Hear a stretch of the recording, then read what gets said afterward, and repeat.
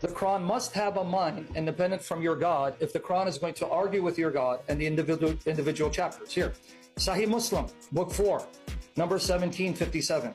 Abu Umama said he heard Allah's messenger say, recite the Quran, for on the day of resurrection, it will come as an intercessor for those who recite it. How does the speech of Allah intercede with Allah if it's a speech of Allah? Is Allah speaking to himself in a different mode?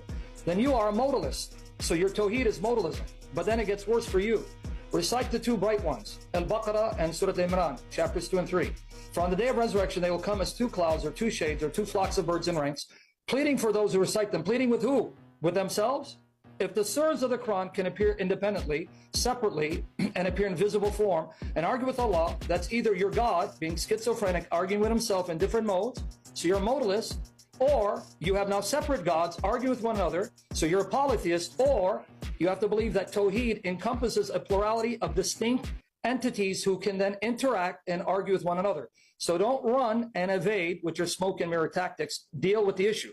You didn't understand what I meant about your God's body parts, even though you don't like to use the term body parts. And no, not all the Sunnis define the hand of Allah as meaning what you mean, because you have those that say that it's a metaphor for his power. You do not believe this.